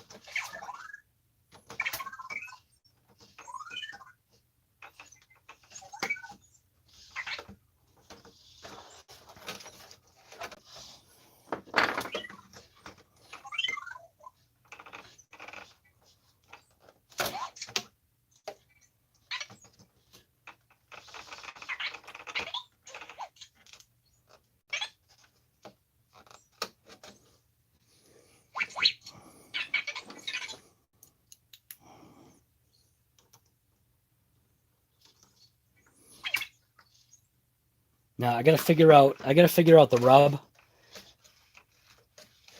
It could be as simple as yeah,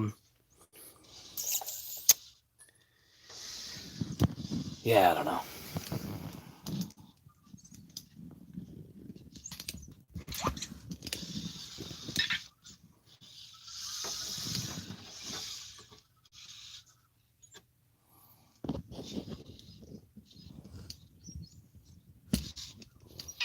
That's pretty much what it would look like.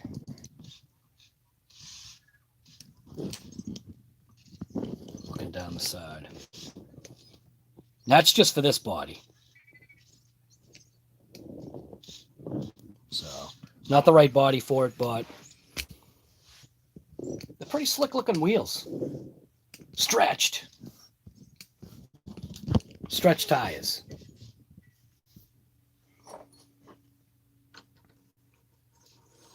Just got to figure out on the front what's rubbing. On the front, we got rub. On the back, it's mint.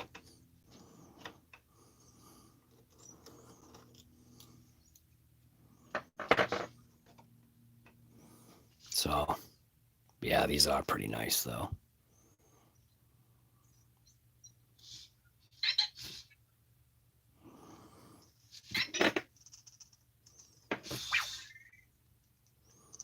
That's not funny.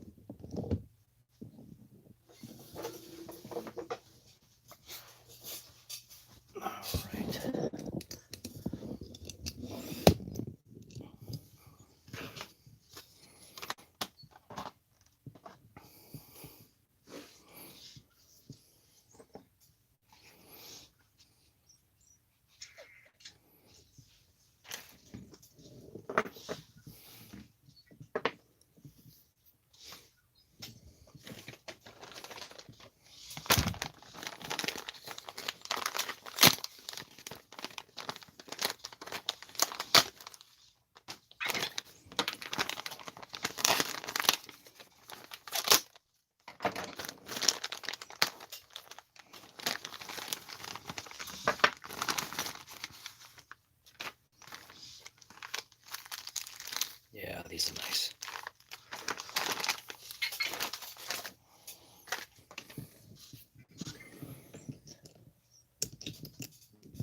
All right, so right at 12 o'clock. I'm just going to end this live stream. Right now we're looking at what? 11:45. I think that's good enough, right? How long has the stream been going for? Stream's been going for, yeah, it'll be almost, it'll be like, yeah, close enough to almost 2 hours. It's not too shabby, but 2 hours. Did I start at 10? Yeah, I started at 10. So anyways, if you guys get a chance, like I said, watch that video at your own risk. It is the most boringest video I think that I've ever made. Like I said, it was so boring to me that I stopped driving the car, and I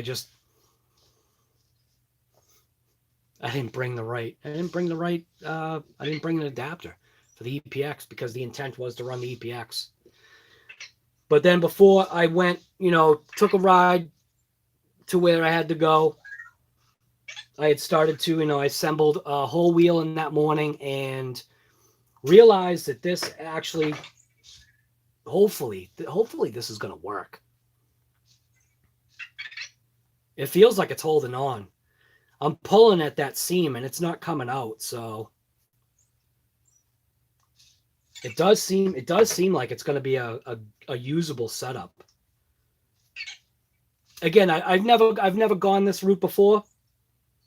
Import, like I said, I'm going, at least in my mind, I'm going full import with the EPX. Trying to figure out what I want to do for a body for it. That's like another issue. Trying to figure out doing a custom body for this thing. One that I can paint. And I can cut out its own wheel wells. And if I did stay with that, with this look, going, like I said, that full import. I mean full import.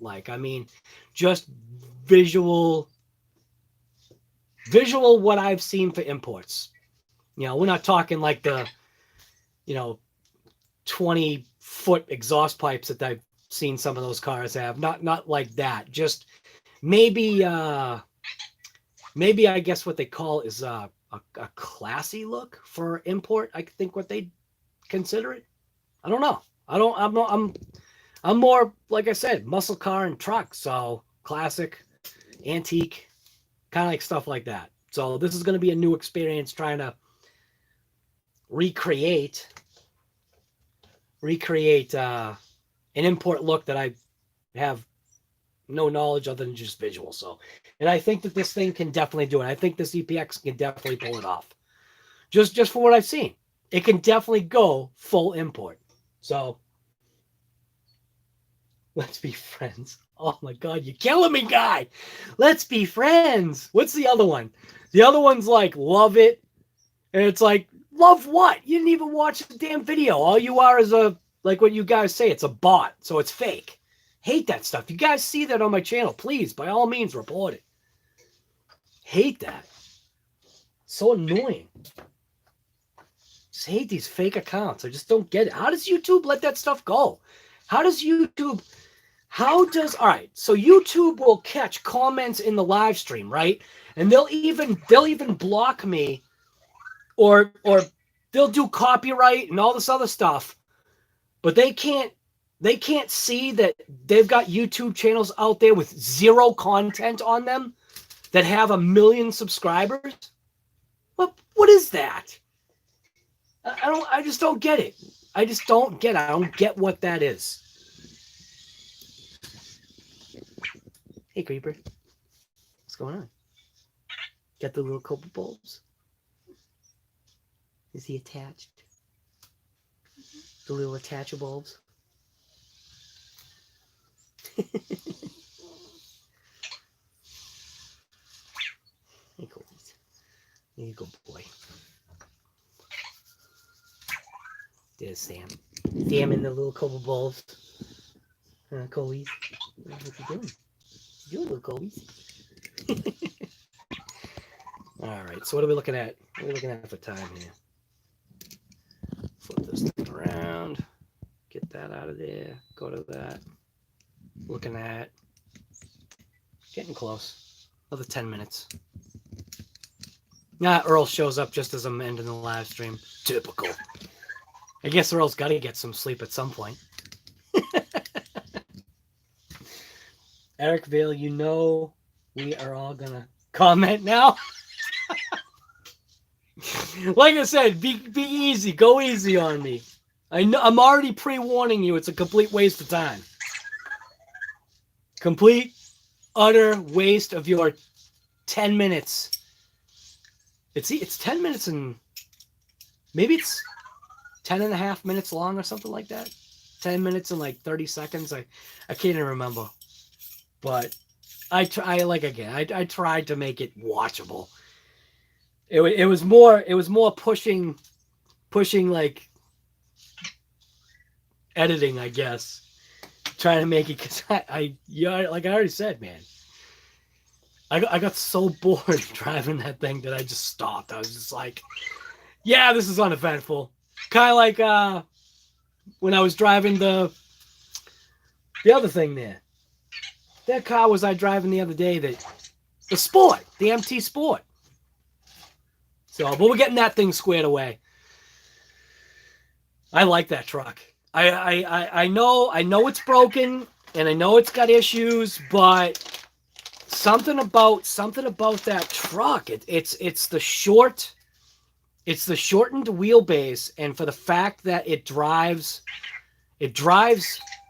so similar to the Hyper MT2 that I think I realized that while driving it, even though it broke pretty quick, that I like the feel of how that truck drives. That's more of like how I drive an RC. Forgiving. So like I've talked about it before. I'm no RC driver. Get me on a road course and I'm a complete failure. I know that obviously if I got into it, but I have a hard time getting into it. The DR10, I was failing at that in the beginning, but I think that was just process of learning, and now the DR10 actually launches pretty damn good. I gotta maybe I should just glue the tires on today. That's probably what I should do. I should probably glue the tires on today. Yeah, let that be my project, along with opening up that thing right there. I'm gonna open that thing up today. I will. I should just make it a promise. I'll promise myself, that way I won't let anybody down other than myself. And it's easier letting myself down than it is other people. So today from RC Guy Garage, you're going to see me open up the Red Cat Gen 7 Axe Edition. That was a pre-order that I just wasn't psyched about. So, and then people were saying make it a tow rig. And that's a stinking awesome idea. I probably will crawl with it. I think I'm scared of the remote. I think the remote has too many options that you could potentially use. What'd you do, Earl? You picked up a new RC yesterday? A HoBao MT style truck? That's awesome. Do you pick it up like brand new, or is it something that was a used, upgraded vehicle?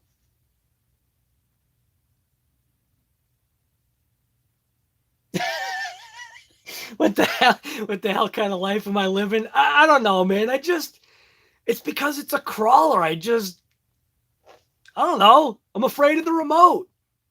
It looks like it's got an LCD screen on it. So instantly it's like, oh my God, what am I going to do now? You know what I mean? I don't know.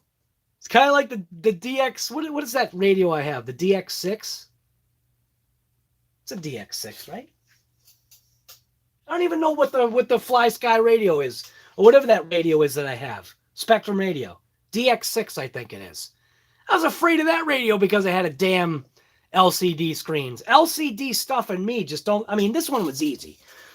This LCD screen was easy. This is the old way. You know what I mean? This was different. More basic. And maybe, who knows, maybe the LCD screens nowadays are to make things easier, but I hate over complications. That's probably why it's like why I like classic and antique cars, because it's not complicated. And I think it's like staring at that. It's like that Gen 8 thing is almost like the Jaguar. You know what I mean? Or sorry, Jaguar. The Jaguar. Because it's just different. You know, I'm surprised I can operate the CRV. You know? But I think they made it, you know, basic so that you could operate it. Crawlers scare me too, right? I feel bad. I feel I might fall asleep while driving. I get it. Yeah, I did though. But Earl, did you ever see my DC1 video that I did? I actually, that's one of the videos that I felt, because I did it in, you know, I recorded basically everything in slow-mo. That DC1 video I felt actually came out pretty good. That, like I said, I can count on one hand how many videos on my channel that I think, own personal opinion, that I think are actually maybe worth watching, because the slow-mo on crawler stuff does look good, because it gives more of that more realistic-ish kind of, you know, thing to it. So I don't know if you saw that DC1.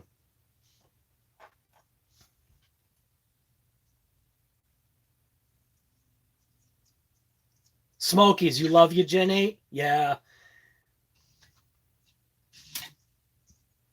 CT Chris, good for exploring trails? Yeah, I bet. You actually considered the TRX4 when you were thinking on getting the UDR? Yeah. I thought about the TX4 myself, but I think I couldn't justify the cost. Well, because I wasn't just going to get the Sport. If I was going to get the TRX4, it was going to be like the fully loaded one, because it's that thing. Why? It's that thing. It's better to have it and not need it than to either need it and want it and not have it.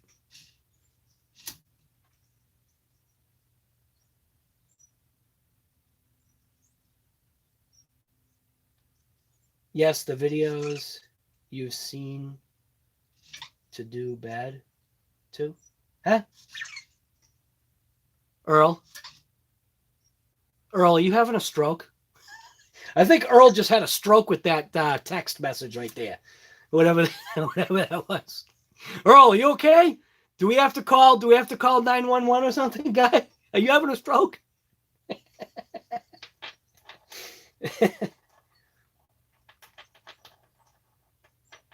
TRX4 didn't check all your marks for its money, or it would have needed more money to make it faster. Right. Yeah. Well, seeing what Kevin Talbot did with his, isn't his a Sport, and he's got that thing on like 20S or something like that? Or is it 200S?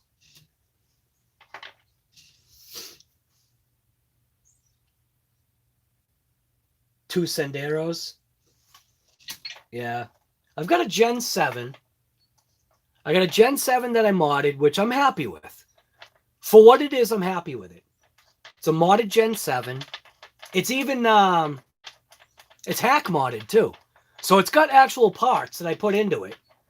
But it's very minor what I put into it. I put an all-metal transmission in it. All-metal drive shafts.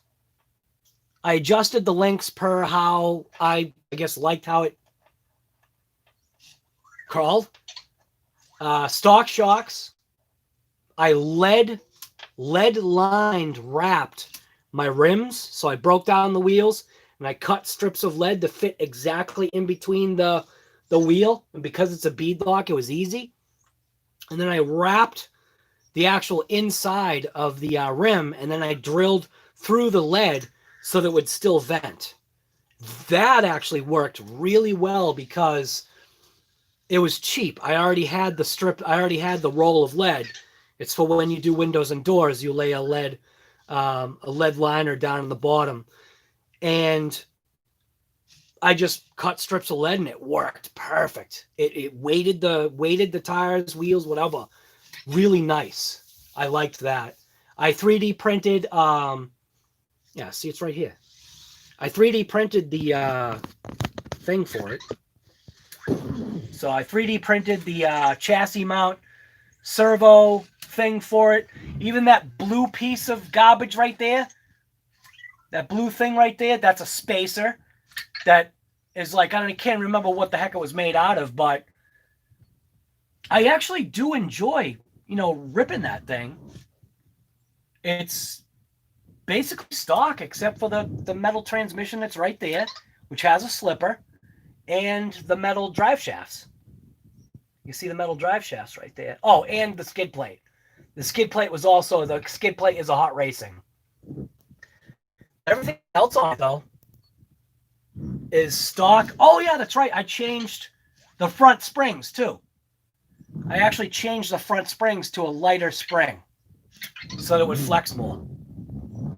So, and when I was using it, I enjoyed it. I just like what Earl said. I personally got bored of it fast.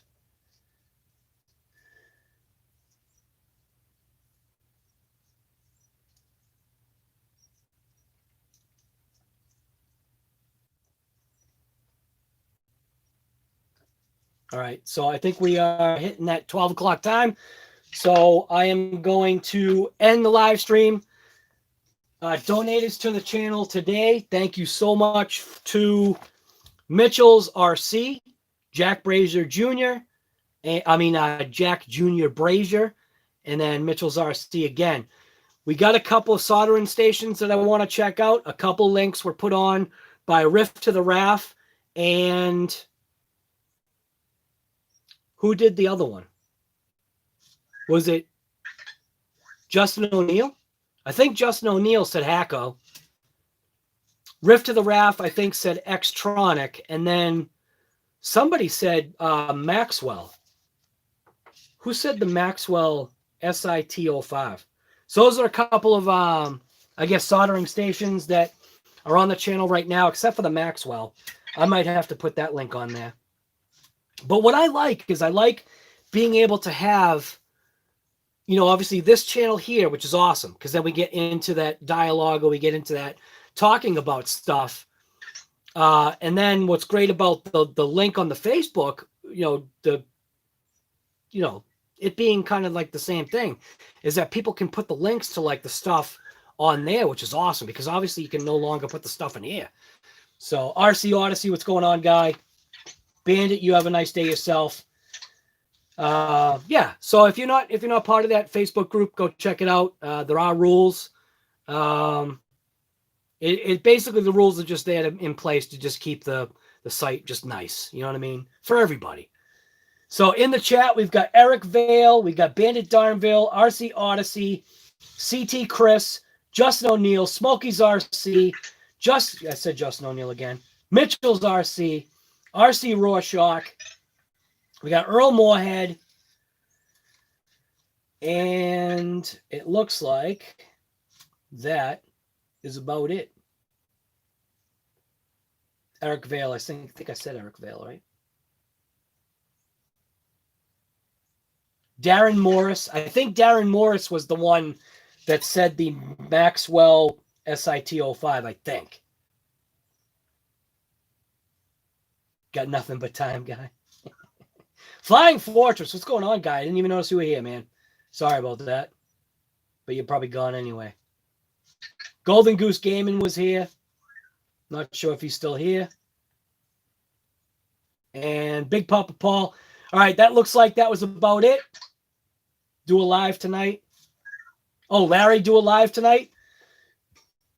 Well, if Larry's going to do a live tonight, then I won't bother going live tonight. I won't do a Shop Talk and Wrench then if Larry's going to go.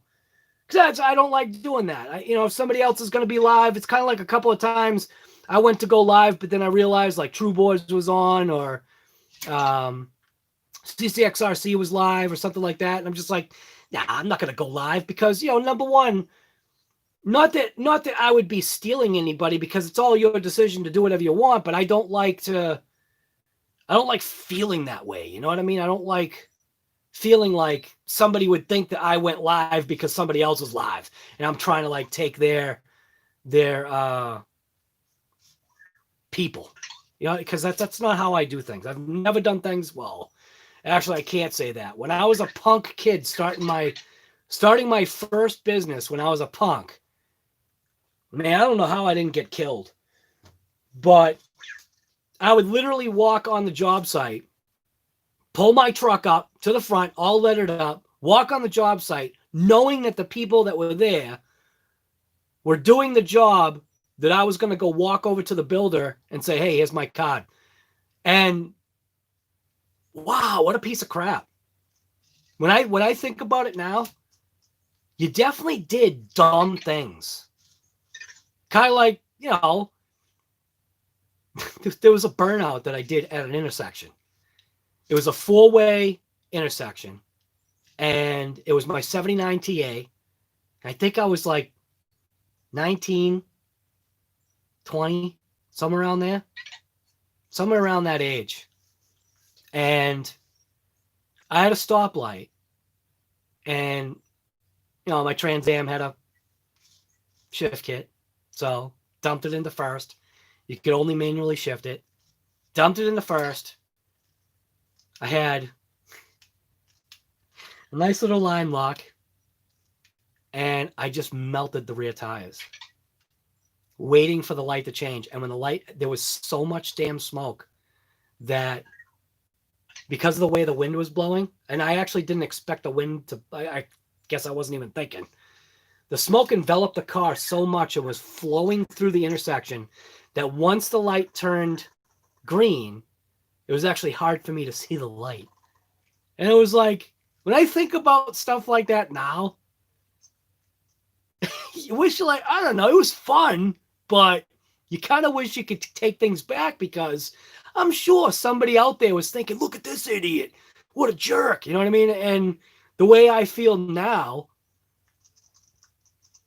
you know what I mean? I feel bad. I feel bad I did dumb things. You know, but you don't think that way in the moment. Whatever.